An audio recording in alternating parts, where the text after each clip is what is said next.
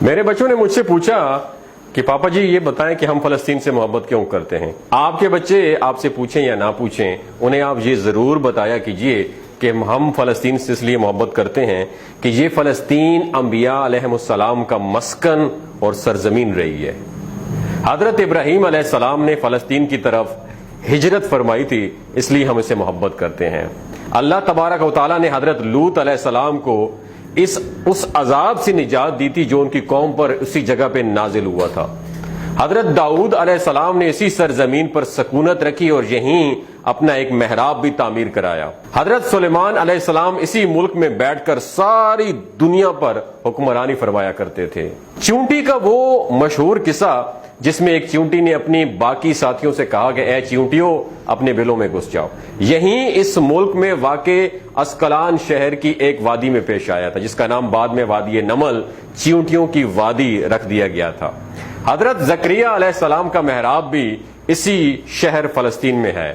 حضرت موسیٰ علیہ السلام نے اس ملک کے بارے میں اپنے ساتھیوں سے کہا تھا کہ اس مقدس شہر میں داخل ہو جاؤ۔ انہوں نے اس شہر کو مقدس، اس شہر کے شرک سے پاک ہونے اور انبیاء علیہ السلام کا مسکن ہونے کی وجہ سے کہا تھا۔ اس شہر میں کئی معجزات وقوع پذیر ہوئے، جن میں ایک کنواری بی بی حضرت مریم کے بطن سے حضرت عیسیٰ علیہ السلام کی ولادت مبارکہ بھی ہے۔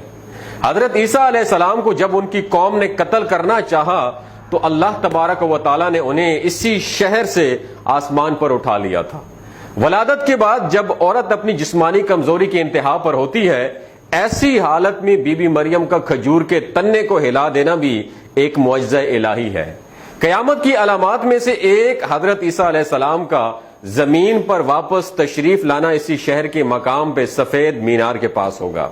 اسی شہر کے ہی مقام باب لد پر حضرت عیسیٰ علیہ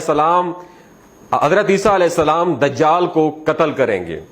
فلسطین ہی یاد رکھو دوستو ارض محشر ہے۔ اسی شہر سے ہی یاجوج ماجوج کا زمین میں قتال اور فساد کا کام شروع ہوگا، اور اسی شہر میں وقوع پذیر ہونے والے قصوں میں سے ایک قصہ طالوت اور جالوت کا بھی ہے۔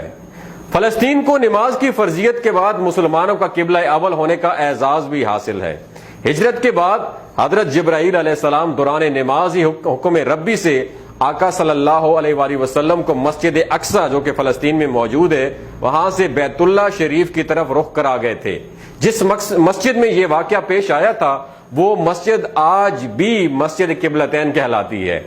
حضور اکرم صلی اللہ علیہ وآلہ وسلم معراج کی رات آسمان پر لے جانے سے پہلے مکہ مکرمہ سے یہاں بیت المقدس یعنی فلسطین لائے گئے۔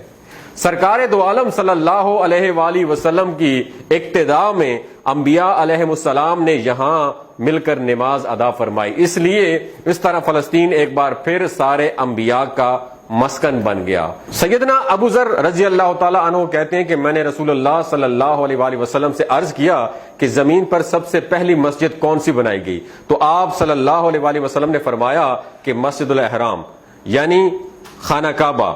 تو وہ بتاتے ہیں کہ میں نے عرض کیا کہ پھر کون سی مسجد تعمیر ہوئی؟ تو مسجد پھر بنائی گئی۔ تو آپ صلی اللہ علیہ وسلم نے فرمایا کہ مسجد الاقصی یعنی بیت المقدس۔ میں نے پھر عرض کیا کہ ان دونوں کے درمیان کتنا فاصلہ ہے؟ تو آپ صلی اللہ علیہ وآلہ وسلم نے فرمایا کہ 40 برس کا۔